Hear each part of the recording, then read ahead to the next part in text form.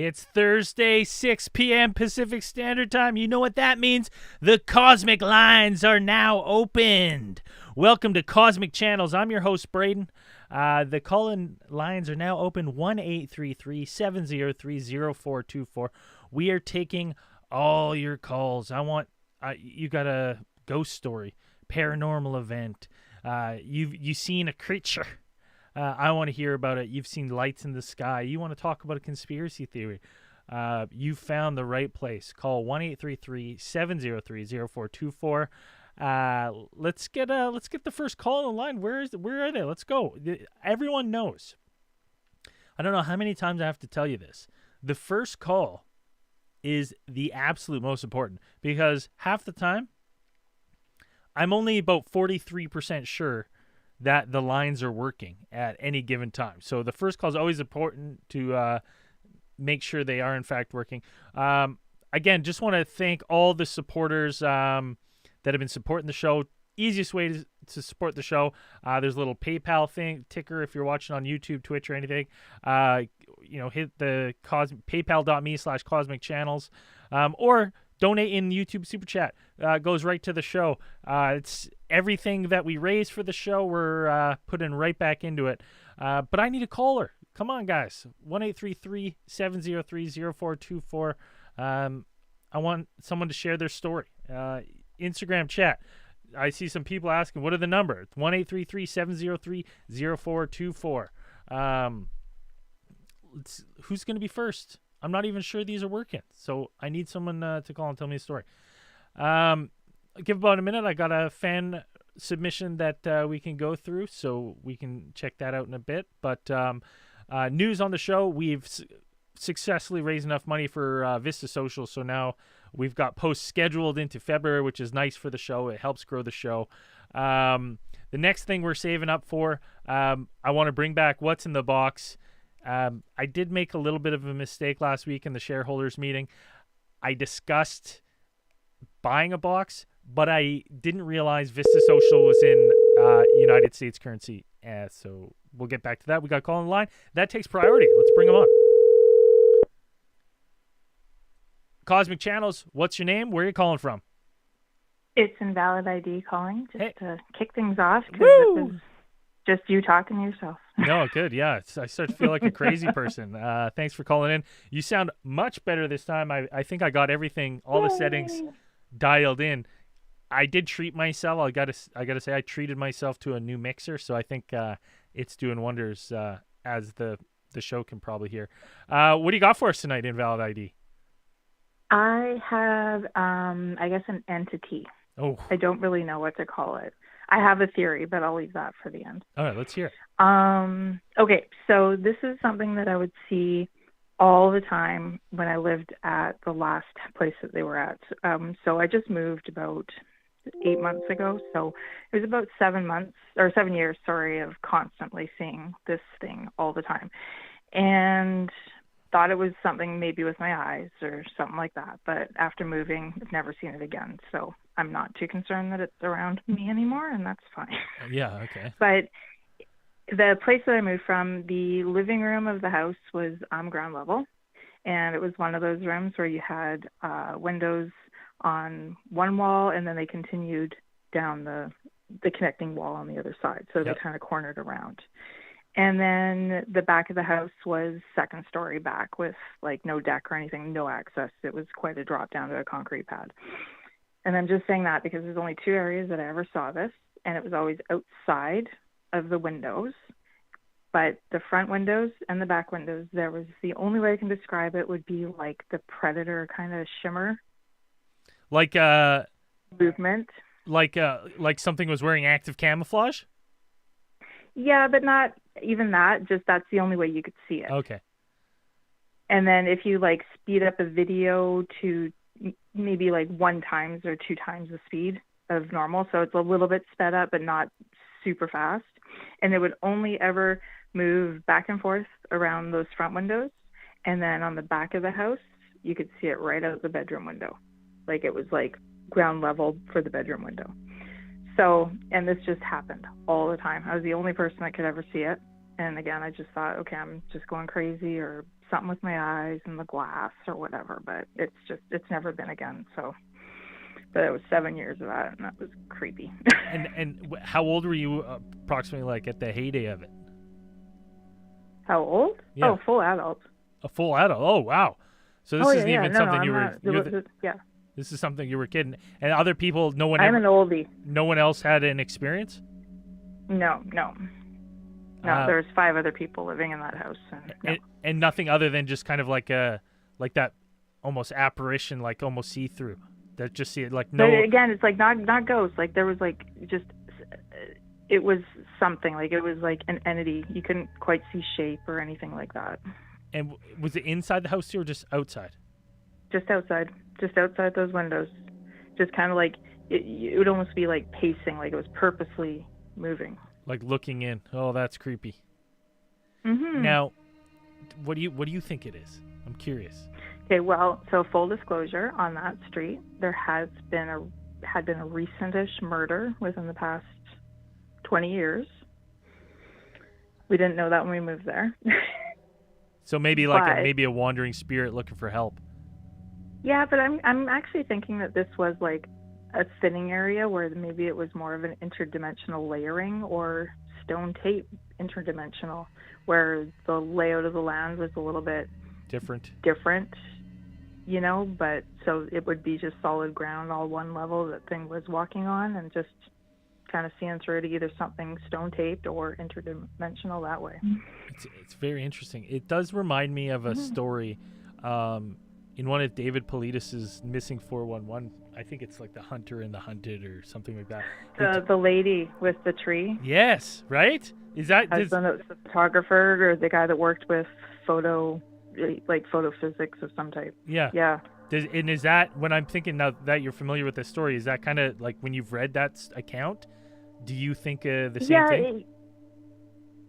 Yeah, because like she mentions too that whole like predatory thing, and it's hard. It's like the only way, or thin crystal or something, like that type of a shimmer. So yeah, it's very unique. That's why it like instantly came to my mind with that, because when you read that account, if anyone hasn't hashtag checked it out, Missing 411, I think it's called The Hunter and the Hunted or something. I think that's the title of the book. Yeah, I think it's in that. Yeah. And it's purely like hunter stories and stuff, and I'm pretty sure it's the first one in that book. But yeah, the same account, that same shimmering, and they just said this. They felt watched. They felt, they just and it's very similar to what you're describing. So it's fascinating. So I'm curious to see how many people have also seen this. Now it just stayed, like it wasn't fleeting or anything. Like you could kind of stand and watch it for a moment. Oh yeah. And any time, like, so if it was happening in the living room, I could get up, walk to the bedroom, and then I would see it out that back window again. Did you ever investigate it closer up, like go outside, or was it just too much of a freaky thing? There was nothing. No, there was nothing there. Oh, you just went out there and nothing. Wow. Yep. Yeah, because this would be like daytime, all the time in the daytime. And someone in the someone in the chat.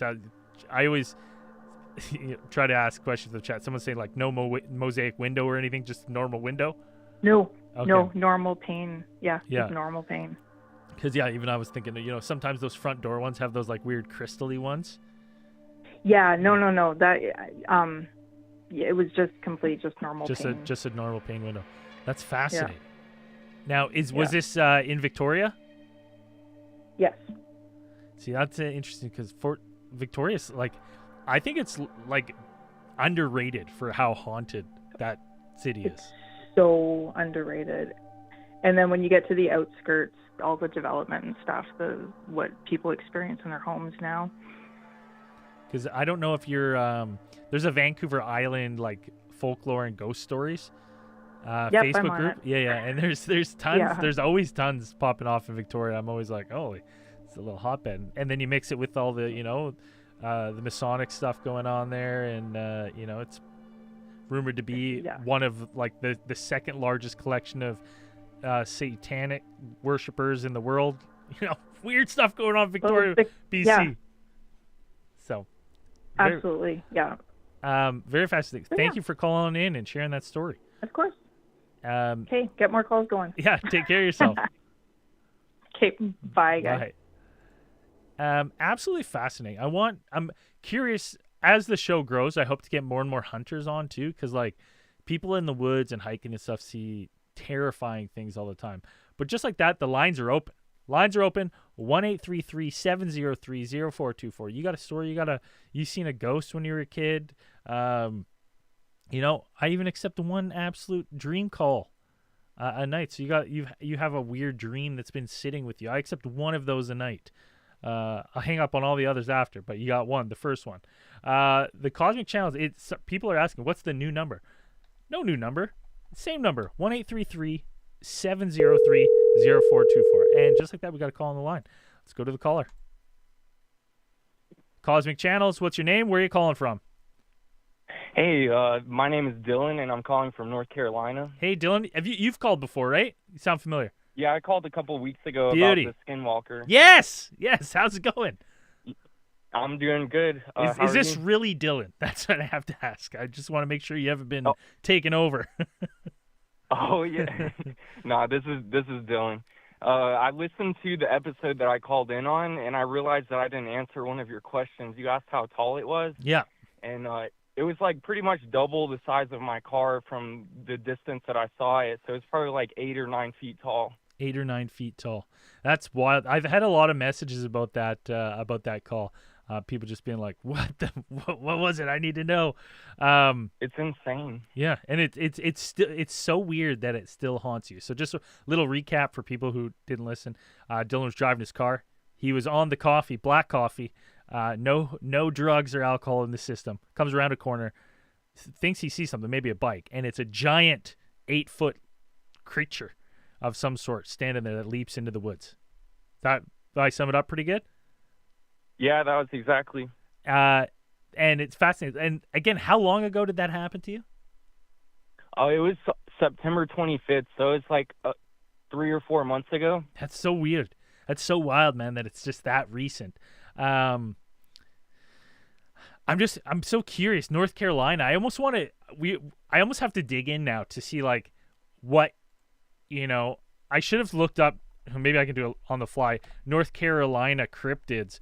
I wonder if anyone has anything like, there's a top 10 cryptids still lurking around North Carolina. There's the Cape Fear mermaids. I don't think that's it. The Moon Eye people, the Beast of Bladen Burrow, the Wampus Cat, Boojum, Normie. I don't know what Normie is. Knobbly, and Skunky. Yeah, but none of those really, like what you say you saw really looked like. It sounds like a skinwalker, or like, I would say a skinwalker or a tall gray man. Like those are the only two things where I was like, the skinwalker running and like jumping, leaping, that kind of more, like leans towards more skinwalker for me. It's just so weird that this is stuck with you and like you're just still looking for answers.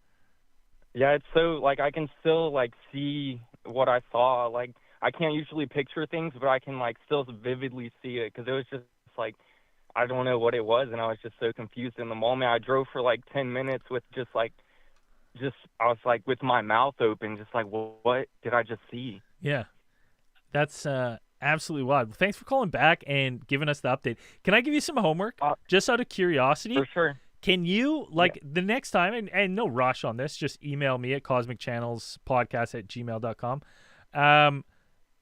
I want, can you take a picture of the area? Like, just... Yeah, definitely. I'll drive by there. Of the area, and then maybe just send me a ping on a map. Just in case there's other people in North Carolina that, maybe want to go snoop around or peek around, or maybe they live in that area and they want to, take a little detour to go drive down there and just kind of see the area for themselves. Oh, yeah, I'll definitely do that. I actually have another story to tell, if that's okay. Oh, of course. Of course. What do you got for us tonight? It's not as exciting as the last one, but it was still kind of crazy. So I went to the Blue Ridge Parkway a few years ago. It was like 2 a.m. to watch a lunar eclipse. And as I was sitting there, like as the shadow was about to go onto the moon, I saw this bright white light up in the sky, like very high. like not it wasn't low enough to be like an airplane or anything. It was like at first I thought that it was a satellite because it was moving so fluidly and it was just staying the same and it was just bright. And then all of a sudden it just takes a left and then it just goes right and then it like stops and then it goes left again and then it just zigzags for a little bit and then it straightens back up and then it just went until I couldn't see it anymore. Man, that's it's so interesting that you bring that one up. Like Dylan, I love when you call it because you seem to always call with an interesting story or an on-topic story of something that I've been currently looking into. That description you of like this light that moves, I'm like, did it pause as well? Like, yeah, it was like I thought that it was like maybe checking something out because it didn't like stop for a long time, but it would like take a pause and then it would go back right, still moving forward but right. So it's like moving forward but zigzagging. There's because there's like we've talked about on our other show, Alien Theorists, theorizing like different light phenomenon and stuff like Australia has the Nimin. Oh yeah, Nimin lights, and then we've talked about the Brown Mountain lights, but like the one we're going to talk about, the next case file we do, it's called the Hessdalen lights, and it's crazy to me that it's not more widely known, and I had never known about it before then. If anyone here is listening and you're interested in the most wild light phenomenon you've ever heard of, Hessdalen lights in Norway is exactly what you describe, and they have to this day they have no like. They actually have caught this. It's so regularly occurring in Norway. They have a bunch of theories of maybe what it is, and one of them's even being intelligent craft, like space. Like someone's like they're like this is aliens until proven otherwise, and it's the same thing. Like people see these lights coming and going, and then they stop. They'll fly at people, stop in the sky, then just fade out. People have caught them on long exposure, like photos, and you just see the zipping around like in the photo. It's absolutely phenomenal, like an unbelievable sight. But it did get me wondering. I was like, whatever is happening there, and then this happens regularly in Norway, in the Hessdalen Valley. I've always started to kind of wonder now if like whatever's happening there, is there some sort of light phenomena that we just have no idea about that kind of sparks off in other places, right? And what causes it? Like maybe Dan and I were kind of going back and forth of like, people always say like the hollow earth is where, these beings come into Earth like from another dimension or whatever.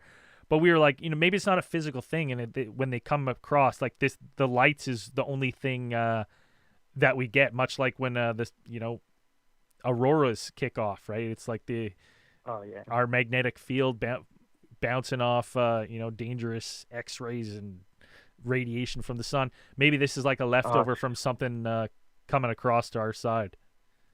Yeah, definitely. It's really amazing how many things like we can actually see, like as we're living this life. Like we don't know about some things, and it's just like a mystery. But some of us will see something that's like it hints at it. It's fascinating. So how long ago was this that you saw this? It was it was in the winter of 2020, I'm pretty sure. That's a good, I've always said like the winter I think is a better time to see stuff in the sky because it's just quieter. Yeah, I feel like you can see, like it's more clear and everything. Yeah, you get those really clear winter nights I find are way better for going out and keeping those eyes on the skies. But I'll tell everyone again. I've said it for almost 400 episodes on another podcast, but like you go out there and you keep those eyes in the skies, you sit out there, put a blanket out, and just sit in low light pollution area, and you sit and watch a big sky for 2 hours, you're going to see something, a light or something. Definitely. That you go, okay, satellite, that's a satellite, shooting star. And then you'll see something, you go, what the fuck was that? I have no idea what that was. It'll be in a weird trajectory. It's not a plane. Like you will see some weird shit. Just go and spend the time looking at the skies. Oh yeah, if you have the time and the ability, it's definitely an amazing thing to do. Mm-hmm.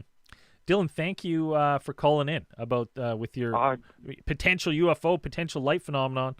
I appreciate it. Definitely, I'm I'm always going out at night now, like after I saw the skinwalker or whatever it was, like I'm always going and driving at night just so that hopefully I can see something again. You're a brave man. Set up, you buddy. You're gonna have to rig up your vehicle like Rick Dyer hunted for Bigfoot. Get some dash cams and floodlights. After I saw it, I did get a GoPro, and now I have a mount on my car. So if I go driving, like I've been recording it every single time. That's so wild, man. Please, when you get something on there, please send it in. And listen, if you got a GoPro mounted, the next time you drive that route, just film yourself driving that route, because I would love that footage, so then I could edit it to your story for a clip. That's awesome. I'll definitely do that. Perfect. Thank you so much, Dylan. Definitely. Hopefully I'll get to see something again, and I'll get to call back on the show. Perfect. Take care of yourself. You too. Bye. Oh, dude. The fact that this guy is now rigging up his car because he's seen something. It's unbelievable to me. Lines are hot tonight. Let's go right back to lines. We got another caller on the line. Cosmic Channels. What's your name? Where are you calling from? Hey, I am Isabella, and I'm calling from Humboldt County, California. Hey, Isabel. How's it going tonight? Good. We've called in a few times over the years, and my brother Henry is a constant caller, and we wanted to share, I'm here with my boyfriend Brian, and we wanted to share our UFO, our first official UFO sighting as adults. Beautiful. Let's hear it. Yeah, so last month, winter night, our dog's big on night walks. We were walking through the neighborhood. We live across a cow pasture from an airport, the local municipal airport. And we're very accustomed to aircraft, whether it's going to be like CAL FIRE or small commercial planes or private planes and everything. And it was a super clear, crisp night, and we were walking up to the airport. It's a good 2-mile hike for the dog at night. And you got to go through the neighborhood, which is a suburb. It's got streetlights and houses, and it's very American. And we're going down the street, and it's a street we go down every night. And we see, I initially thought what I thought was a streetlight. And it was very high in the sky, level with the stars, kind of sinking beneath it. Like I said, super clear night, which is rare. We get a lot of fog up here in NorCal. And it was so bright that the minute I saw it, I was thinking, oh, shit, that's a new streetlight installed down the street from us, And my boyfriend's like, hell no, that's not a streetlight. Look how high it is. And so then I start looking around, and I'm like, okay, well, there's a streetlight and there's a streetlight, and oh my God, he's right. That thing's up level with the stars, and it was a very bright, kind of sunshine yellow color. And so he's screaming at me, take a picture. Of course, I take the shittiest picture imaginable because I have a Samsung, whatever. And we're looking at it for 30 seconds, and we kind of start jogging with the dog down the lane. And as we get closer and we get a clearer view of what this thing is, we kind of stop and we're looking at it, and we notice that it's not just a single orb. It's actually we counted about 12 to 15 separate lights that were all kind of at an angle together in the sky. And they were just sitting there hovering. And the minute, I was already a little freaked out about what we were seeing. But then, once we started talking about, I'm counting out loud, he's counting out loud, and I just totally, froze over. And as we're sitting there, and like I said, this is about, 30 seconds to a minute, babe. It was a pretty extensive time where we're just observing this thing. They start flashing interspersed red and pink lights, and it seems to be a pattern, but not really a pattern. It's kind of indiscriminate. And we're like, oh my God, what's happening? And the lights start going off like more repeatedly amongst the individual crafts. And then within like 10 seconds of the red and pink starting to like operate, they just dimmed and totally disappeared. And at first we thought, you know, because I'm in shock and I'm like, I've never seen anything like this before in my life, except for like all the documentaries and shit we watch, where I was thinking like, oh, they dimmed and turned off. And it wasn't until we saw like their light trails. I don't really know how else to describe it. It was like we could see they all went forward in different paths. Some of them dropped down, some of them went straight, some of them went up, directly west in the same direction towards the ocean, because we're like 10 minutes from the Pacific. Yeah. And that's our story. Oh, that is wild. Yeah. So, sorry, how many again? 12 to 20, you said? Yeah, it was about 12 to 20. I lost track around like 15 because I was like shaking and kind of emotional because like, I don't know, we're big believers, and he and I always joke when we go out on these night walks, like, you see anything in the sky? You know, we got a ranch, we go out and we stargaze all the time, like, and I had so many people telling us like, oh, it was Starlink and this and that. We know what Starlink looks like. We have like a secret military base out by our ranch. We're very accustomed to like military, like high-end military aircraft. I mean, we've seen everything in the skies at night out here. And I have never in my life seen anything like this before or since. It's just a couple questions, just because I'm curious. We had a caller, I don't know if you heard, I think it was last Cosmic Channels, Anna. She described basically on the East Coast, but she said that she saw more. She was like 80. She thought it was about 80 small crafts kind of shooting out the ocean. Any kind of, after this event, any earthquake, any kind of natural disaster, forest fire, very shortly after this incident that comes up to mind? Yeah, we had a shit ton. You know, we're in earthquake country up here. We got like a 6.7 around this time last year that really rocked, and then a 6.7 the year before. Like, we get big shakers, and those two events actually happened 2021 or 2022 and 2023 2021 and 2022 December 21st, the exact same day. Humboldt County was rocked by two earthquakes exactly a year apart. This year we were all on earthquake watch, but we blessedly escaped that. We've had a lot of flooding and a lot of rain over the course of this last month, you know, which is like it can be typical for this area. Nothing out of the norm, really. No, we had like some seismic events, but they were little guys, like 3.5s, 4.0s, like nothing crazy. But what was crazy is because, you know, the town we live in is a little bit of a farm town, and so the community is really tight-knit. So we have like a neighborhood watch, you know, and I posted it to our Facebook page like that night, and it's a bunch of like old folks and families that live in our neighborhoods, and we had so many people say that they saw it too. People that were driving on the highway, which is like a couple miles down the hill from where we live. People on the main 101 freeway saw it.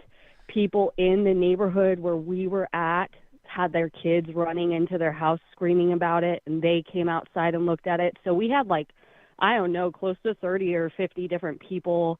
I submitted a claim or whatever on MUFON, and then I also wrote to the local news reporters, and they got back to me because we have military aircraft up here, so they were like looking at flight plans and stuff, and they weren't seeing anything on radar that could have accommodated. So, you know, we did our research on our end to try to figure out what the heck it was, and no idea. And do you know the date by any chance? Do you know the exact date? Yeah, I posted, I believe it was December 9th, babe, something like that. It was the week before my birthday, and I posted it on my Facebook and on your guys' Facebook the night it happened. And what was the year? It was last month. Yeah, Last it month. was 2023. Okay. Yeah, we're like just about a month out from when it. I'm just gonna quickly flip to that date in the MUFON database just to see if there is anything that was submitted at that time. While I'm searching, the other thing I wanted to ask was, these things are shooting out towards the ocean. You know, there's been a lot of talk. Like, I would say, like, one of the hotbed things is like these trans mediums, right? That like go in and out of the water. Yeah. Right. Yeah. No, for sure. And what do you think? Do you think there's something out there in the Pacific for them? Like, that's why they're headed that way? I mean, where they were positioned was directly above the river, because we also have a river right nearby here. And so they were already like level with the river, essentially, like above it, altitude-wise. And like it was very clear that they were going directly to the ocean, because we are like right on the ocean where we live. And so, yeah, they were definitely below like a few thousand feet altitude-wise. But what was, yeah, I mean, like, I totally lend, anytime you're talking about a technology that's more advanced than ours, whether it's terrestrial or whether it's extraterrestrial, you know, between all those TikTok videos, the gimbal and everything like that, you know, was it Fravor? Yeah, I think it was Fravor who was talking about how he observed it in the water and come out of the water. So, I mean, I don't know what it would be used for, but... I mean, we even talked to Kevin Day, the radar operator, who said, like, these things, you know, went from water level, like, straight up, right, to, like, 20,000 feet or whatever, like, in an instant. So, like, and then they would lose them, right? So it's... I could not believe, like, it was like my brain wasn't computing what I was seeing, because I literally just thought I was seeing lights dimming until my boyfriend was saying, no, there's a distance. The distance between us is growing. Like, he was being very logical about it, and I was like kind of like I wasn't in hysterics, but I was definitely like, oh my God, this is a spiritual experience. You know, I was like, oh my God, babe. And he's like, no, they're not turning off. They're dimming with distance. And they went from like, you know, I don't know of any aircraft besides a helicopter that hovers and can sustain hovering at that altitude for any extensive period of time without sound, without any kind of noise or volume or any like lights that are distinguishable for a helicopter, for something that we have, that we know. And also, I don't know of anything that can go from that stationary to such an incredible speed that they were literally out of sight. Well, I mean, we could probably have something like that, except it would just liquefy the person operating it. That's the problem. Like, that's the problem when you see things that accelerate like that. Or make some kind of boom, you know, like some kind, like we have those, my sister's boyfriend, not to like go off on a tangent here, but he had what he thought was like they have a grow out in the hills, because, you know, Humboldt, we've got a ton of wheat grows out here. And he was out watering the plants in the dead of night, which is a very Humboldt thing. And he heard something hovering, and it was maybe 500 feet above him. And he looked up, and he would have sworn it was a saucer if he didn't see the shape of it. And it happened to be one of those, like, military aircraft. I don't know what they're called, like Phoenixes or something. And they're like triangle shaped, and they're like radar impenetrable. So like the whatever like substance they use, it can be cloaked by radar. Yeah. And so it flew directly over him, and he said even when it flew over him, like he could tell it was military. Like, and then they looked at the flight plan. Yeah, exactly. Like, and he heard it. And it was like something at this elevation or altitude, we would have heard something. So after, you know, seeing this, like, what is your thoughts? I know you said you're a firm believer, but like, what do you think they're doing here? No idea, man. I mean, like, we're big believers. I've been watching the X-Files since I was like a 5-year-old. You know, we're big up. We stay up to date on all our UFOs. We watch the congressional stuff, even though there's not much to be had from it. Yeah. We find it interesting, both Brian and I find it interesting that the government seems to be, what's going on right now with our government and the transparency that we're finally having access to all of these military records and everything. I strongly believe, like, you know, I'm a social worker, so I know, like, soft openings, like how to plant seeds to make people change and grow in positive ways. And I kind of feel like the government's handling this like a social worker would, right? Like, they're planting seeds, they're getting us comfortable, just like I'm doing with someone who's like in the midst of an addiction and they don't want to go to inpatient rehab, right? Yeah. It's like, okay, well, let's start by educating you and making a little awareness and making acceptance, you know, a little more socially appropriate, and kind of taking baby steps towards what I believe is the inevitable, that eventually we're going to get, if we don't have it already, which I do think we have it already, I just don't think our government believes that the general population could really. I don't even know if I necessarily believe the government doesn't believe we're ready for it. I think they don't want other countries to know that they might have advanced capabilities. I think it's more of a military thing. That's why they keep it under wraps. I totally agree with you. Yeah, I totally agree. I don't necessarily buy that they're like, the public's not ready. They're like, we can't let Russia know. We know they have one and they don't know which one we have. Yeah, I think that's definitely like that explanation is kind of used as a scapegoat, whereas like they don't know, they can't explain it, and ultimately what it means, right? Like what it comes down to is we are not, you know, the U.S., Canada, whatever wealth of nations you want to say, we are not the most powerful thing on this planet. And I think that would really rock some people to the core. Oh, yeah. You know, Isabel, thank you so much for calling. I got another line on hold here. Dude. And they're just it. coming up to the hold limit, so I just want to get them on too. Thank you so much for calling, having a great conversation. Make sure call again. We'll have another conversation about UFOs and stuff. Fascinating. I next time you see something, call back in. I love it. Love to hear about it.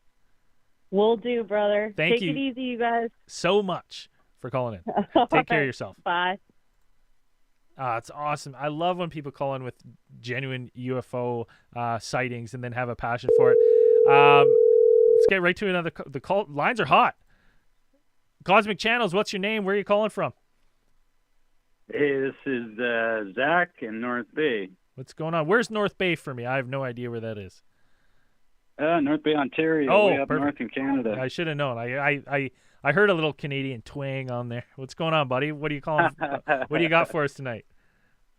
All right, so I actually got two. I don't know if I'm limited to one or not, but we'll see how long the first one goes. And all right, cool. So this one happened to me in 2001, I think. Yeah, 2001, 2002. I was 11 or 12 years old, so it was like well before, you know, we learned how to have fun with the smoky smoke and the liquid courage there, right? So, yeah. It was like January, February, really, really, really late at night. It was like a community event where everybody went out all day ice fishing, and then like, you know, there was like 150 people gathered at the town hall for this little tiny community that I grew up in, Tilden Lake.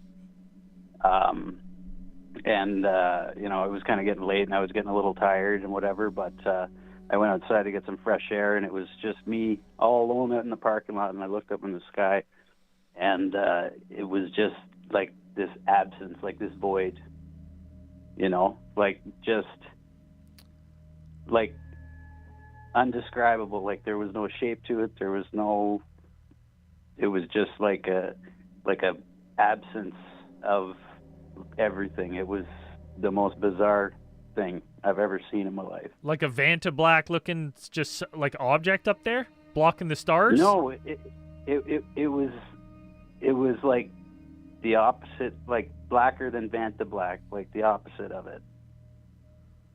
Like bright? No, like dark. It was. Oh, okay. It's hard to explain. It wasn't like that hard dark Vanta Black. Yeah, okay. But it wasn't like like a matte black. It wasn't a metallic black. It was just like the absence Of light. of everything. It was weird. And how It long? was weird. It didn't make any noise. It didn't do anything. It was weird enough that I 11, 12-year-old me saw it, and I was like, this is fucking weird. And I went inside, and I didn't tell anybody. I didn't whatever, but it was clear. I was clear.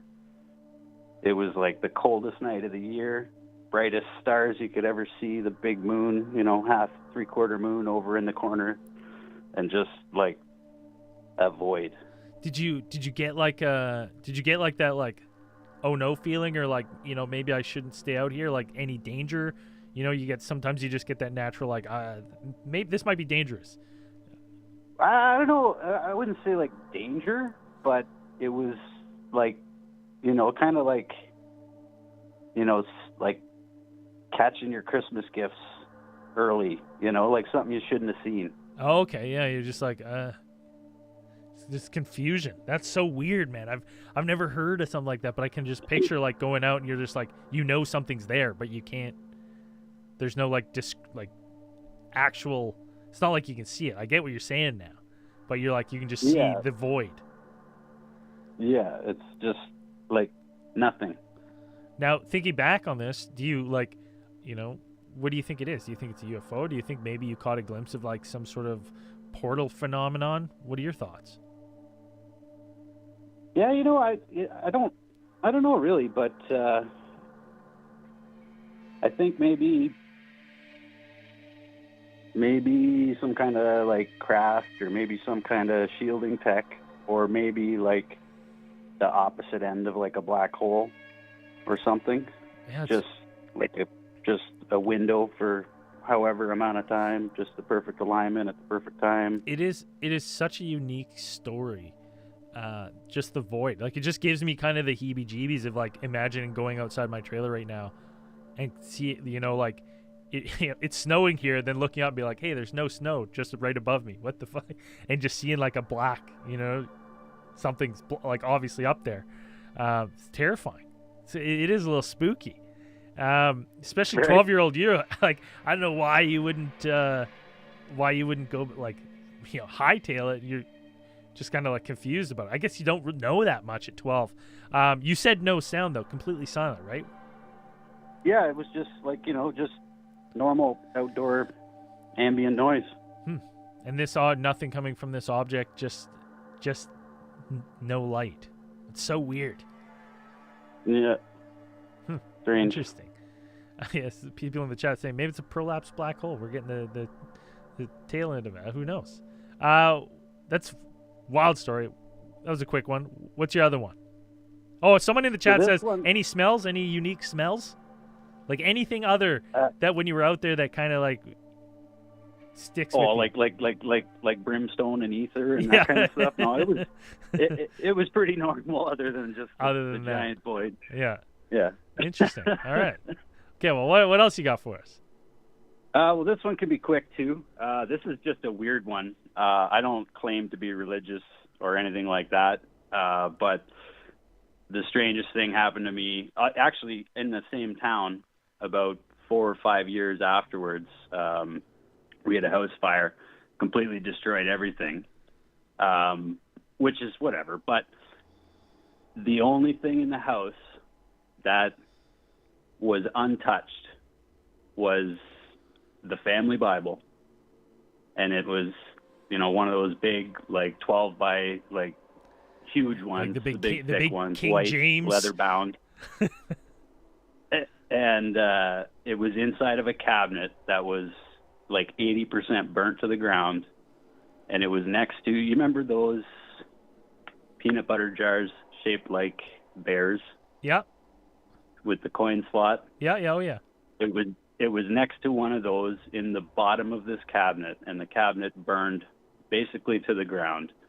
And the Bible was sitting next to that thing, and the jar with the lid and that coin slot was full of water from the fire efforts. And that Bible next to that jar was in pristine condition. Weird. It's just, I mean, And everything, we lost everything. The house, everything was gone. And it was just like the strangest thing. that is a weird one. Yeah, it's just weird. I mean, I'm from an area where I was born in an area where like wildfires are quite common. So it's like, you know, you would see like the weird phenomena where it's like a whole neighborhood would just get absolutely torched, and like the center house would be like, you know, pristine. So I'm kind of used to seeing those kind of like, I'm used to fire being weird, you know what I mean, and having weird phenomena like that. But like the fact that it's a Bible, sure. was this Bible? Somebody in the chat saying, "What is this, bound in human flesh?" Well, who knows? I don't know. I don't think so, but you never know with that kind of stuff. It just adds a like just the fact that it's like you're like the Bible of everything weird, like so weird. Yeah, very, very weird. Did Very you- weird. Anyway, those are my two stories. I just wanted to give a shout out to my buddy Cody, who's been bugging me to call for weeks and weeks and weeks and weeks. Hey, thanks. Long-time listener. Thanks, Cody, for getting you to call. This show dies without callers, so I appreciate it. Well, right on. I will get off for the next caller and continue on with the cosmic channeling. Perfect. Take care of yourself. All right, cheers. Bye. It's so weird, man. The Bible stuff. I instantly, anytime someone says anything like, "Oh, the Bible was saved," I'm like, I instantly get like Poltergeist, Ed and Lorraine Warren vibes. I don't know. That shit creeps me out just as much. Someone was on hold, and they called back. Obviously, perfect. Cosmic Channels. What's your name? Where are you calling from? Hi, this is Iva, and I'm from the Midwest. Hi, Iva. Were you, by any chance, a winner of a meat draw? I was, and I felt so bad because I was like, oh, I know that they've got stuff going on, and I don't want to bother them, and that typical Midwest thing where I'm too nice. That's all good. You did yes, you got your stuff, right? I love the shirt. Oh, Yes, beautiful, I did. awesome. I thought. Yep, and I wear them to work all the time. Perfect, So. lovely. I recognize the name. It's a unique name. So I was like, yes, oh. it is very unique. Yes. Yeah. Iva, what do you got for us tonight? So, this is going to be something that I don't have a lot of information on yet, but it's going to kind of progress.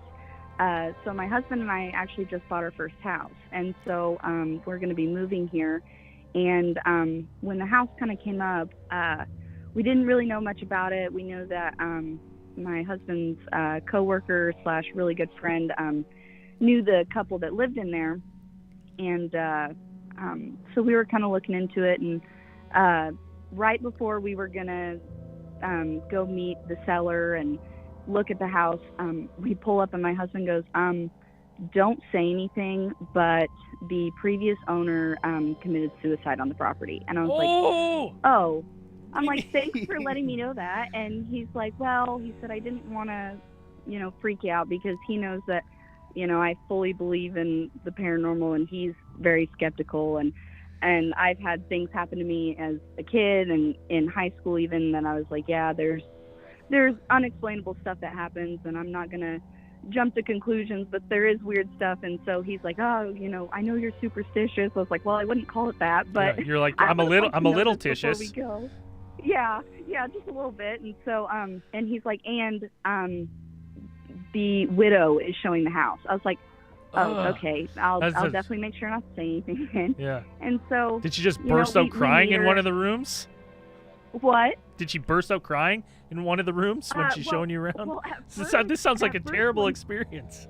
Yeah, exactly. And so when we first pull up, like, she's standing outside with a friend of hers, and we talk about the house, and she's like, yeah, you guys go ahead and go in and look around. So I'm like, okay, obviously it probably happened in the house, because that's like your first thought. And I know it's super dark, and Josh, my husband, is like, yeah, it could have happened in the barn, because it's like a 10-acre property. It's got a big barn and stuff like that. So he's like, yeah, it could have happened in the barn. You never know. And I'm like, well, usually it doesn't, but okay. Well, So and if you're anything like me, I would be like, yeah, I'm going to need to know exactly where this happened. Well, exactly. And I'm like, and your coworker / good friend was best friends with the guy. And I'm like, so he knows. And he's like, well, it could be a sensitive subject. I don't want to ask. And I'm like, well, if you're not going to ask, I'll ask. Yeah. I don't care. But so we're walking through the house, and she stays outside for a while, and then she comes in and talks to us and acts like nothing is wrong. And I'm like, okay, that's a little weird, but I'm gonna, maybe trauma, it does weird things. So Yeah. I kind of brushed it off. And then after we had looked at the house, his my husband's friend had asked, he's like, so what'd you think? And he's like, oh yeah, it needs some work, but it'd be perfect for us and all, because we have livestock and all. And he's like, yeah. And so my husband's kind of like, well, I don't want to, upset you or anything, but what exactly happened? And he said, well, it was kind of a weird thing. He said, and they're not really sure if it was a suicide or not. And I'm like, are you kidding me? So he said that they had a big party over at the house, and he had been invited to it, but he didn't end up going because it was on a weeknight. And he's like, I'll be there until super late, and then I'll have to drive home. And I don't know if I mentioned, but it's like out in the country in a very rural part of the world.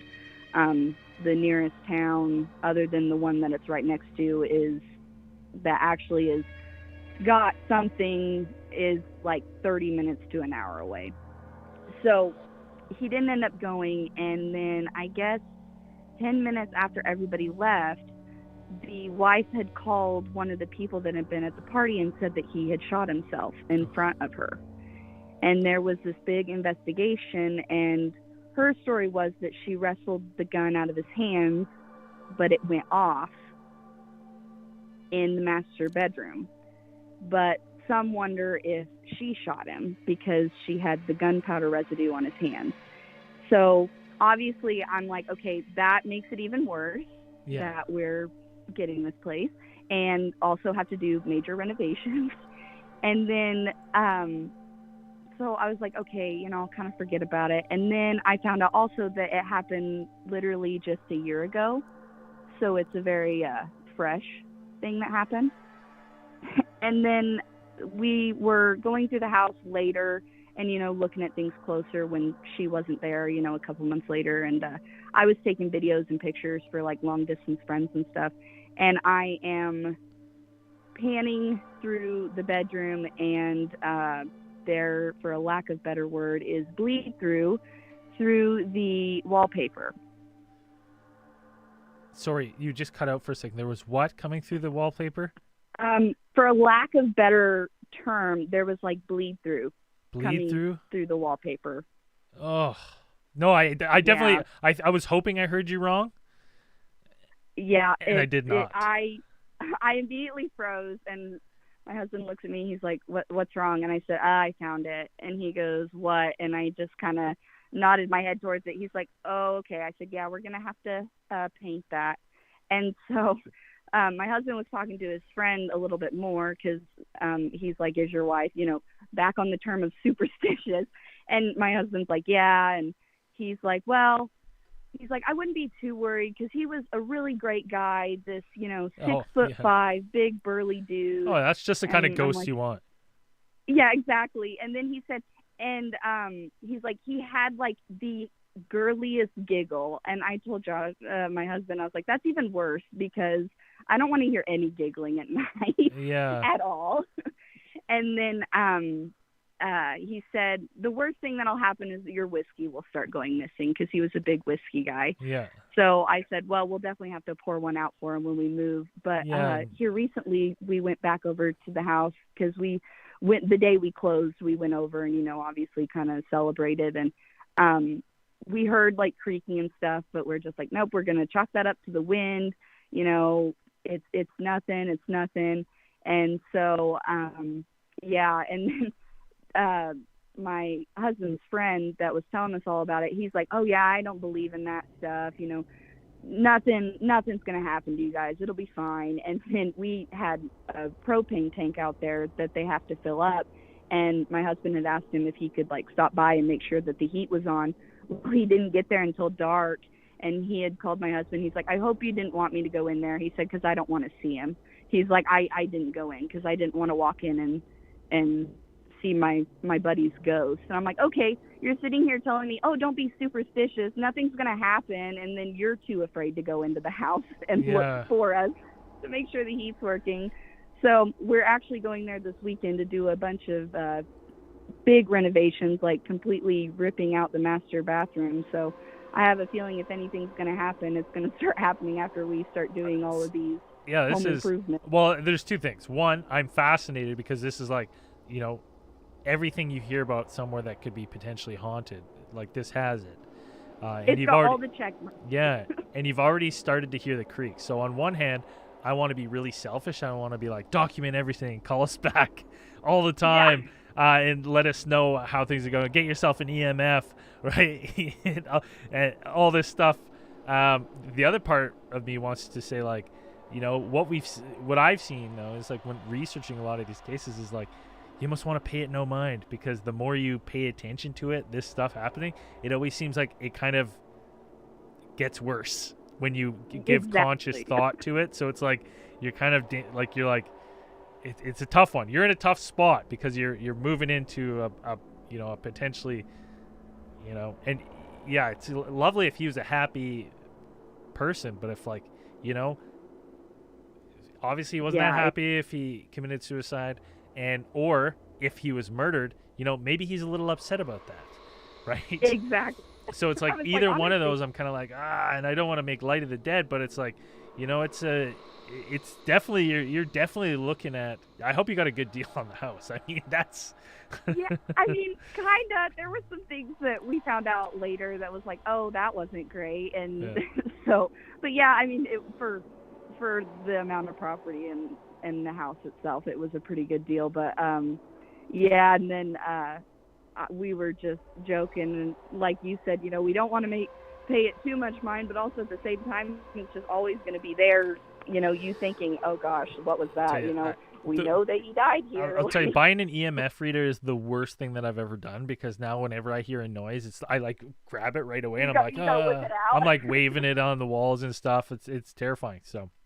Oh yeah, well, and I told my parents, I'm like, well, you know, we bought a farm. Obviously, we have to have a ghost that goes with our farmhouse, right? Yeah. Well. And then the local cemetery is just right across the farm field too. Yeah. So that just makes it even better. You can literally see it through the back door. So it's like, oh, that's just adding to it even more. Nice. You're gonna have your own, like, the search for Skinwalker Ranch TLC or show on History Channel soon. I know. Zach Baggins. You're gonna meet Zach Baggins if this continues and gets worse. So. And so I was like, yeah, I have to call in and tell him, because I was like, because stuff is gonna start happening now, probably, you know. And I've been a long time listener. I've listened for almost 3 years now. I've never called. This is my first time calling, but I was like, oh, I got to tell him what's going on, because now we're about to go in for the first time and really rip some stuff up. And so this will be the time that stuff starts happening. You know what? I love it. It's kind of like an experiment for you and our listeners at Cosmic Channels, because then it's like, you know, we can wait. We can see if, you know, is Iva going to call back? Does stuff get worse? You know, or is there nothing? Right. So, you know, it's going to be one of those ones where, like, you know, in 4 weeks, if you call back, we're going to be like, oh, no, Iva, what's happening? Yeah. What's going on? Yeah.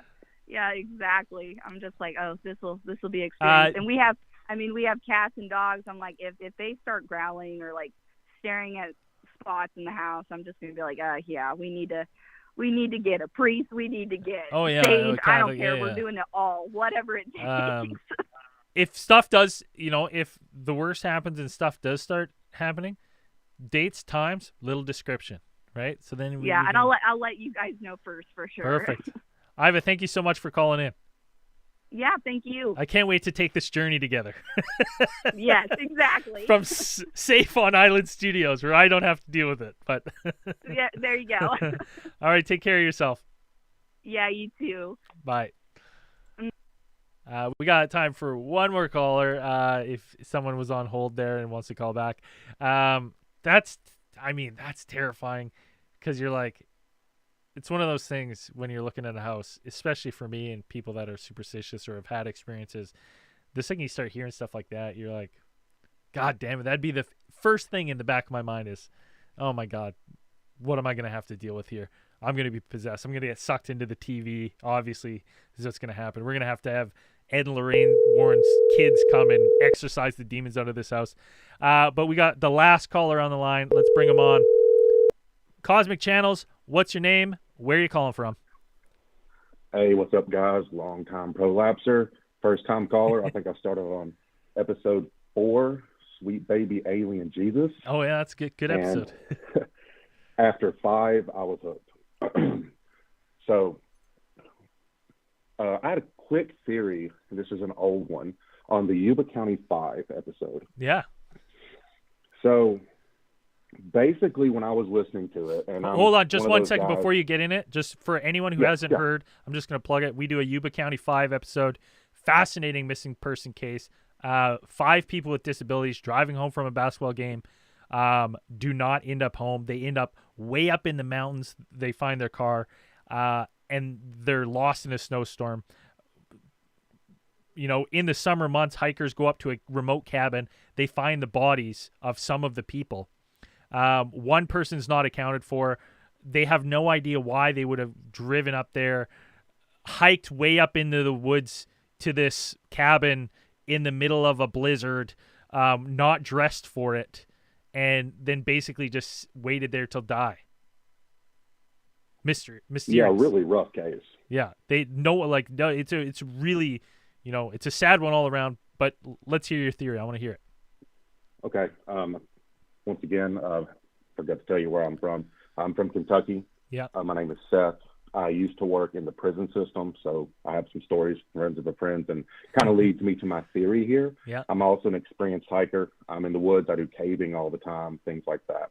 So when I was listening to it, as someone who's familiar with, you know, seeing drugs and people that have been on drugs, I'm aware that they can affect people with certain disabilities a little bit more extreme. And when I found out, you know, from listening to the episode that Gary, I can't remember his last name, he used to have a drug problem, but he also had friends in the town that they went missing at. And if I remember correctly, it's been a minute, forgive me, but he was like making a phone call in a pay booth at a store right before they went missing. And then all of a sudden their car is in the middle of nowhere. They're hiking up in the woods. They're freezing to death. They're all separated. No one can figure it out. Well, I kind of had a theory that it was just Occam's razor, that maybe his old drug issues came back. We're flaring up. Maybe his buddy, we're flaring up, and those buddies that he had in that town were some of his old user friends. And they're like, oh, hey, guys, you should try this. Well, you know, they had disabilities, and maybe they weren't, you know, able to sometimes make the correct decisions and trusted him. So they thought, oh, yeah, well, we'll try these drugs. What's the worst that could happen? And the next thing you know, maybe they're hallucinating, maybe they're, you know, overdosing. Who knows? Because drugs can have various effects on people.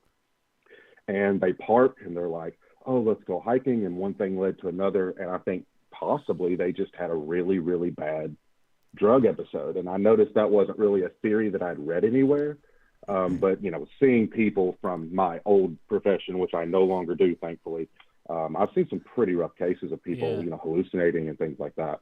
No, it's and to be honest, like, yeah, people I've been in through various jobs and stuff have had the unfortunate experience of dealing with people like really hallucinating, even like hallucinating from alcohol withdrawals. It's people are wild. Like, it is like a beast, like different beasts. People don't understand when people are truly like out of their mind, how bad it can be. The one thing I have an issue with that, because I have thought about this, like, that's the Yuba County 5 is one of those cases that haunts me because you know, I volunteer with Special Olympics a lot of time, and the one issue I have with that, because I have thought of that, you know, I'm telling you right now that if and some of these guys were Special Olympians, right? Like they were, you know, they had special needs. I could not take 3 Special Olympians that I volunteer with, take them, and I could not, no matter how much I peer pressure those guys, they're too good. They're like, we're not doing drugs. Drugs are bad. I'm not doing them. Like, they would never touch them. They wouldn't touch alcohol. Like, you couldn't peer pressure them to do it. And I'm not saying that I know these other 4 guys that were with Gary, so I have no idea. The other thing they seem like stand-up individuals. They really did. Yes. the other issue that always bugs me about this case is there's a secondary witness. The first one who saw them at this convenience store with Gary making the phone call. The next time they're seen is by someone in the mountains with a pregnant lady. Right? Who saw five. That's pretty insane. Right? And you're like, well, who the hell is that pregnant lady? So it's a hard pregnant lady someone that came forward? No, just someone driving down said they saw a car, that specific car, because the car was found abandoned, right? Right. Someone came down and reported to the police that they saw that car, and they saw 4 or 5 men standing outside the car with the headlights and a pregnant woman. And, like, we have no account of where that pregnant woman came from or why she would be there.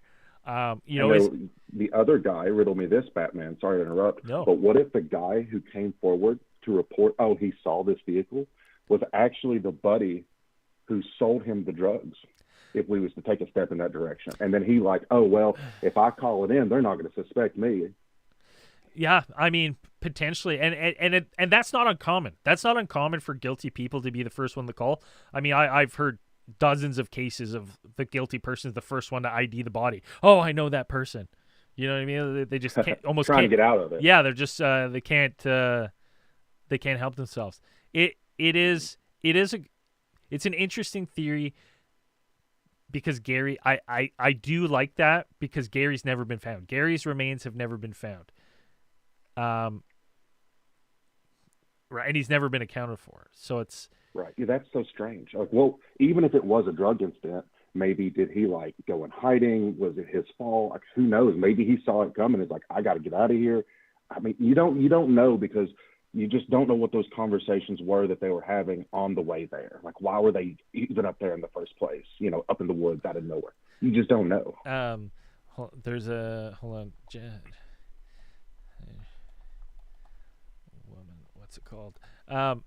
You're okay. I got to bring this up because every time, when we did this case, I told when I go volunteer for Special Olympics, they always ask, "Oh, what are you talking about?" And I told them this one. I said it's kind of interesting. Some Special Olympians went missing, and I told them. And one of the guys had a theory that I still think is the only theory that accounts for the pregnant woman. And he says, "Well, it's obviously a Yuragomo, which is a Japanese spider demon that takes the shape of a pregnant lady and lures people. Yeah, and lures people to their death." Right? Yeah, the Japanese or the Asian culture in general, their cryptids are terrifying. Terrifying, dude. Right? And this thing sometimes takes the shape of a pregnant lady. So I'm like, it's. I was like, that's a good one. But if you're listening to this and you're like, I don't know what the Yuba County 5 is, look it up. There's 1,000 podcasts on. There's thousands of articles. It's a fascinating case that is unsolved. They just don't know. That one and like the Dyatlov Pass, if you guys are listening to this for the first time, check that one out. I think just watch everything. Yeah. Just binge watch it. There's another one in the hills in Russia too that is really weird. We did once. The name is eluding me right now, but there's some of those missing people ones are wild, and we're gonna do one. We got a really good case file coming up. I don't even want to give the name because I don't want people looking it up. But we got a really good really interesting missing person one coming up.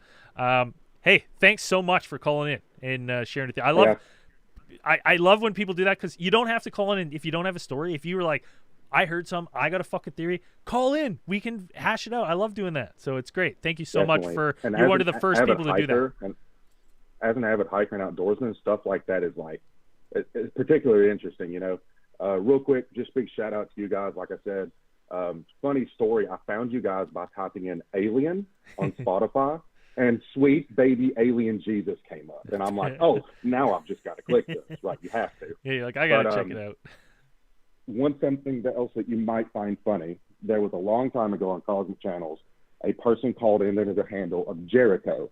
And he talked about seeing, you may remember this, or not seeing, but hearing heavy breathing in a cave in the Danny-Boone National Forest and a rock getting thrown next to him. Yes, I do remember that. Hey, Jericho, if you're listening, that could have been me. I'm an avid caver, and if I see other people coming into the caves, I will try my best to avoid them. Oh, that was weird. Did I just lose internet connection? Am I still streaming? Weird.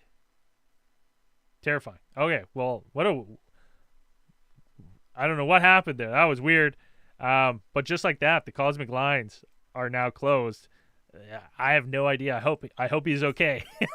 I don't know who lost connection there. Quickly before we end the show, whole bunch of shoutouts. Man, I didn't have a time between calls to thank people for chipping in and helping grow the show.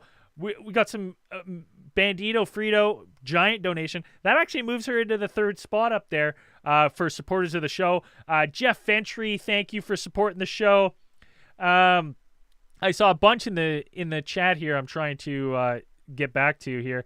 Let's see if I can find Shadow Ursi. Oh wait, longtime supporter of the show. Thank you so much. We had Chango with a big $20 donation. Thank you, Chango. And I think we had one more. Invalid ID. Thank you so much. Longtime fans of the show. We can't do the show without you. I can't do the show without you. It's your show. I just host it. Everything I raise, I put right back into it. So, we're growing the show together. I can't thank everyone enough. This is the last 4 weeks, the amount of outpouring support for Cosmic Channels on our socials, people listening to the show. I'm happy to announce that 7.6, we hit the most concurrent viewers we've ever had watching the live stream. Just thank you. Thank you so much. This is your show. I just host it. And let's keep the calls rolling. It's a really fun show, community show to do. So let's keep it rolling. And if you want to stick around for after hours for the stockholders meeting, just hang around in the live stream. But that's it for Cosmic Channels this week. We'll see you next Thursday, same time, same place. The lines are now closed.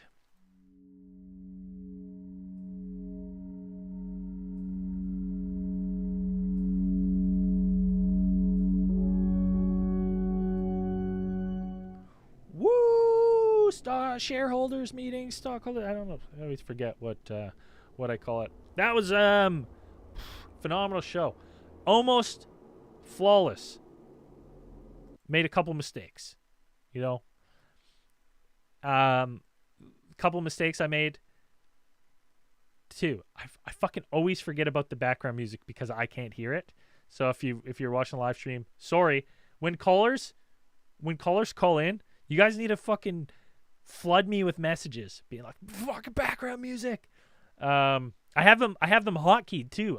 I'm too into the story. I'm trying to listen. The other thing I fucked up, I must have the hotkeys for one of the music as also the fucking stop record button on my Pro Tools. So I actually stopped the recording for the first 15 minutes. That's okay. It's all right. So last week, little shareholders update. Last week, made sure the number was in the YouTube chat. It's in there. We began calls have been fucking phenomenal. This has been awesome. I actually thought after 7.4, I was like, 7.4 was so good that I was like, I expect a huge lull at 7.5. And then 7.5 was really good. And I was like, we're going to have no callers, 7.6. And then, it's just been awesome. A little slow start, but that's okay. Nothing. I didn't even have an opportunity to play a fan submission. But that's okay. It's all good. I like the calls. Calls are my favorite. I only like using fan submissions that are written if it's slow. I can start. The problem is two things. I'm listening. The other thing, last week I said, so I made sure the numbers in the YouTube chat, that's going to be always moving forward now. Fixed all that. I signed up for Vista Social. The one issue I had with Vista Social is I had it priced out as Canadian and it was American. So it took more of the pot that I was anticipating from last week. So I didn't have enough. Well, I had like $34 left over. As for boxes, if you were following the Discord, I did a shopping trip to Winners. I was sending some pictures. Nothing really stood out to me. So I'm going to have to order something online. So if you're on the Discord, I've got like 3 or 4 boxes that I'm going to send to the chat. We can kind of decide. Just because I want something that's kind of spooky. Like, it's got to have a spooky feel. I was thinking maybe like a mimic box. Like, I've seen some cool looking ones. But it's got to be cool, because I got a nice shelf that I'm going to put up for it. It's going to be you can't see. It's going to be in the back corner over there, and I'm going to have a camera set up on it, so then I can switch it to the box. But the box is probably going to be postponed another week. Probably not next week. Maybe next week if I can get a box in time. I'll at least have a tester box, and then maybe the week after we can fire up What's the Box. But honestly, with how busy it's been on the lines, this is just my thoughts. And did any concerns that it might slog the show down a little bit at the tail end of calls, right? Or should I just maybe randomly do it throughout the show? Or 2-hour show. Listen, as we grow, yes, I will. I have no problem doing more. Right now, an hour is what I got to do. I still got to edit the other shows. I got to edit this show. I got to do all the socials for this. So it's eventually we can get there. We'll grow it. We're trying to do that. We're trying to do Big Theory, our pod network. Now, so hold on, I'm just trying to show us your box, Braden. The tiny glasses, listen, I've got my yellow ones. I should just wear these ones. My apologies. I should have been wearing these ones the whole time. That's my apologies. Play hard, Travis. Show us your box. I don't have a box yet. Right? There was no good ones. I sent pictures in the Discord. There's just no good ones. There was baskets, nothing. Yeah, it was good tonight. The live stream was great. Nelson Mel, $50. Is she kidding me here?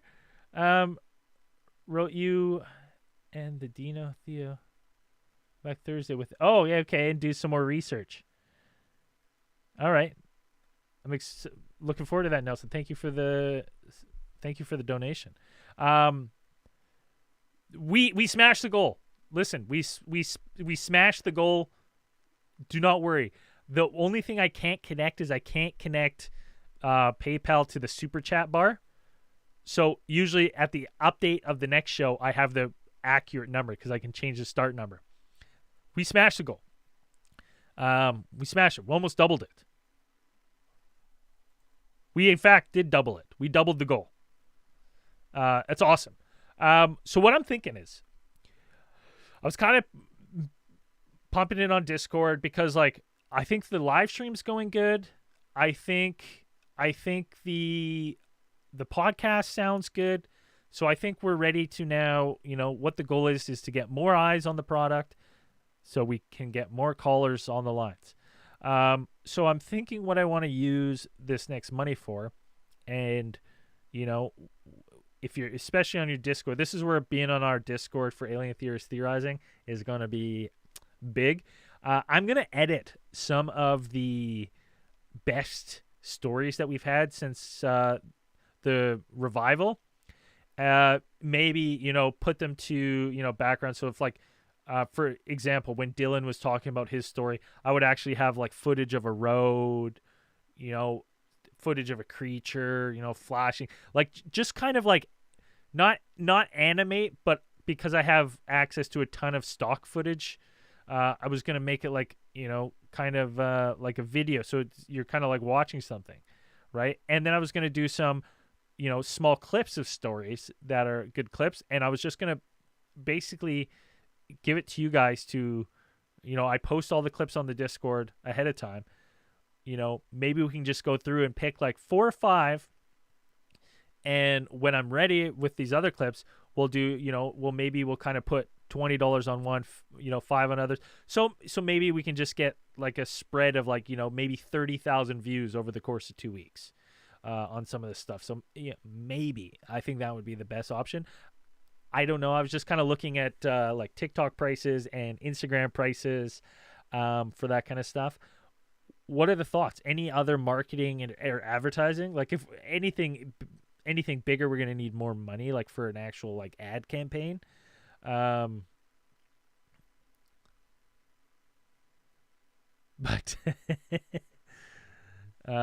yeah, Shadow Ursi's taking it to heart. He's like, he weren't my Bigfoot. Bigfoot was shucking rocks to me. It is funny though. It does, listen, he got struck down. Yeah, I don't know what happened to him. Wild at the end of the call. I have no idea. So that's what I'm thinking. That's what I'm thinking for this money is, well, one, I'm going to order a box, and two, to start doing ads.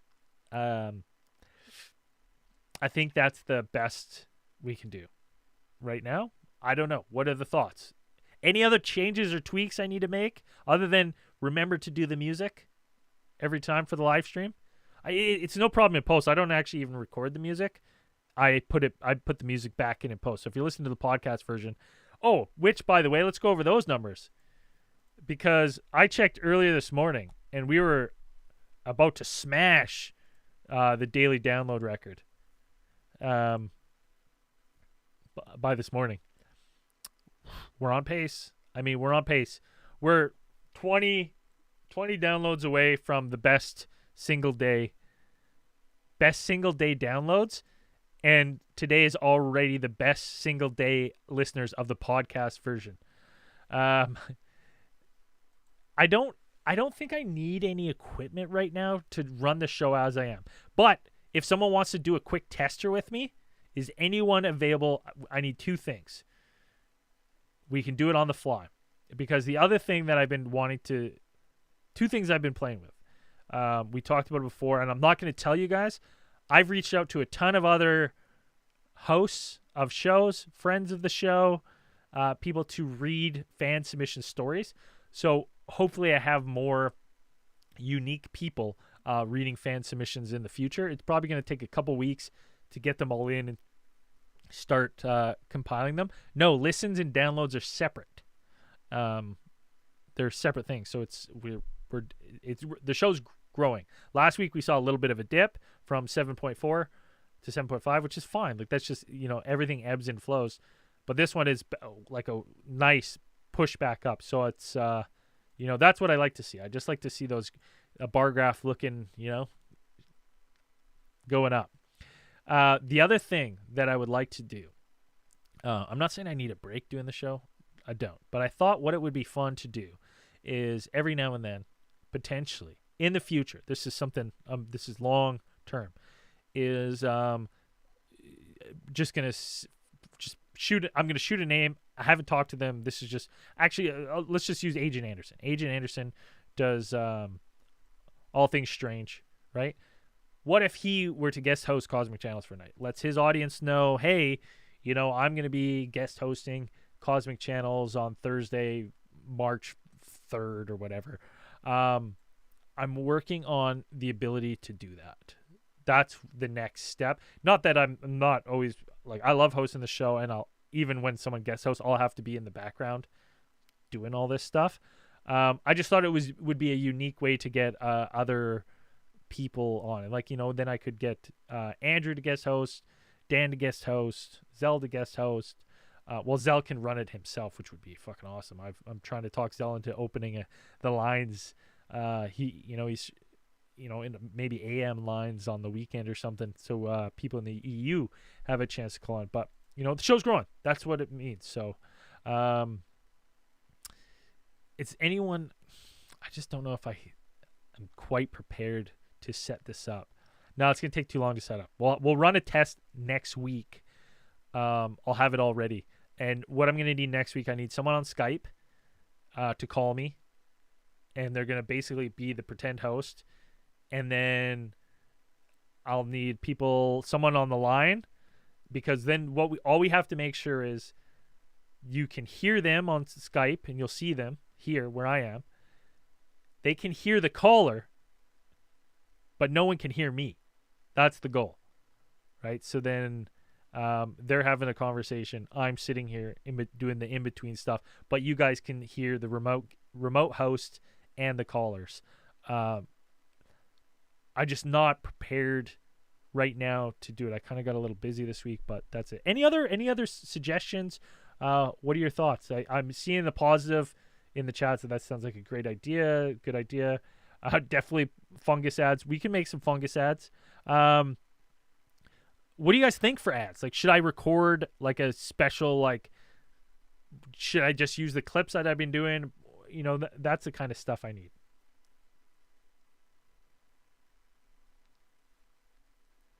I'm not sure if you heard the Necronomipod. You can give them to me, and I think Kevin wanted them out. Yeah. I've reached out. Can we test this sandbox? What does sandbox mean? Like, you want to do it on the fly? I'm not sure what sandbox means. All right, Necronomipod. Yeah, like, so that's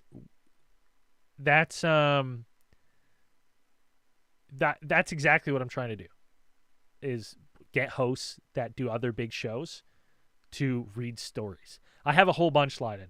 You know who I was really trying to get, because I'm a huge fan of their show. They said no, they don't. They're just too busy. I'm a huge fan of Canadian True Crime Pod. I've messaged her throughout the years, just being like, I love your pod. It's funny, and she's too busy, but that's okay. Once we get Cosmic Channels huge and she comes begging to read a fan submission, we'll let her do one, obviously, because I'm a huge fan of the show. Yes. Okay. Yeah. I can set a time to do this, maybe on the weekend this weekend, but it's going to be, I'm just going to shoot a message on Discord, and then it's whoever's available to help. That's the problem. So, and if you got hosts and stuff that you think would read a guest show, get an AI voice to record a show. No, the Shadow RC, the lowest. It doesn't matter if you just want on the Discord. The Discord's available at all tiers.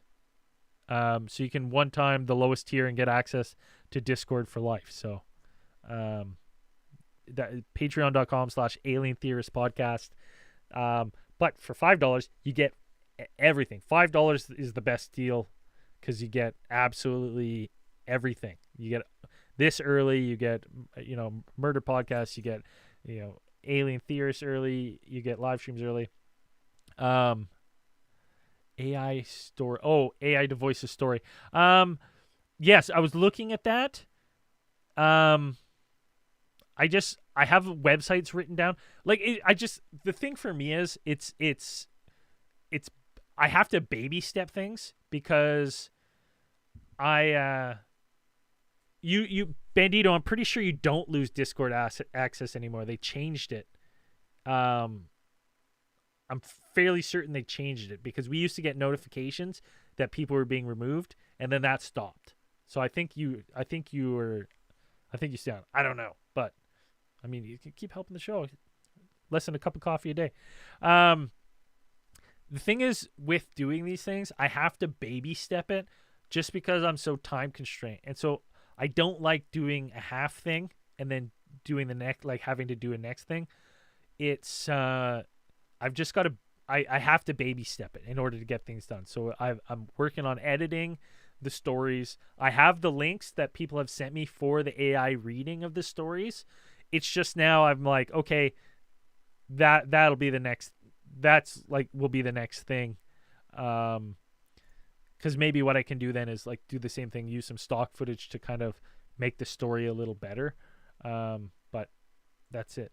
I'm working on it. It's on the list. I'm gonna get to that. You will see an AI reading of one of the stories. And if anyone wants to read a story, reach out to me on Discord. I'm making a list, and what I'm doing right now is I'm actually going through. It's a little bit of a laborsome process, because Andrew and Dan both read stories for me, and they just said, hey, it's really difficult with how to read how they're laid out. Can we go through and edit the stories beforehand? So that's what I've been doing. I've been editing the stories. So it's like they are the fan submission, but I've edited it to read better. So it makes sense and it's easier to read. Yeah, Bandito, I can send you guys stories to read to edit in the Discord. I've got like 6 done. I've got like 40 more to go through. So yeah, I don't mind sending them in. I just make them. Is Patreon membership? Can Patreon members help you record ads? Sure. I don't know what kind of ads we want to record. Like that's where I'm stuck. I'm like, do I just pay? Because you can just take like an Instagram post that you post, pay, $10, and that they'll guarantee 10,000 views, or I don't know what it is. Yeah. Okay. Yeah. I'll do that. I'll put some. Well, Bandito, you had already volunteered, so you're on my list. I haven't distributed stories yet, but you're on the list to read, and I see invalid IDs in there too. So yeah, I just haven't got around to sending them out. The only one person has read a story for me. I think it's Shadow Ursi. I just haven't edited his yet. Those patrons who have been around a while, do some ads for the podcast. Yeah, 100%. You want to record them? Send them to me. I'll post them. I'll edit them. Just send them in. Do whatever you guys want to do, and send it to me, and I will edit it into a reel, and I will post it on the Cosmic Channels page. Easy peasy. Okay, it's 7:30. I haven't had dinner yet. I got to eat, so I'm gonna roll. I'm not gonna spend any of this money. We're gonna hold on to it. But I want to start. What happened to the one you had us do months ago? Was that for that was for Alien Theorists? I think that was for the T-shirts. I don't remember. I don't remember what. Something happened. I don't remember. I can't remember why, but we couldn't use it. Something happened though. Or we switched. I can't remember, but we were doing that for a specific reason. I would eat before the show, but I don't get home till so late. Yeah, okay. So what happened was we were recording it for T Public, and they were not very helpful to us. Let's just say that we had to switch T-shirt providers. So I like CrowdMade now, but it's okay. T-shirts. That's the other thing I got to make. T-shirts and sweatshirts that you can buy in a store. We'll do that. Okay. Anyways, I'm still around on Discord, so shoot me ad ideas. And maybe let's try to, if we can put it together, a top 5 story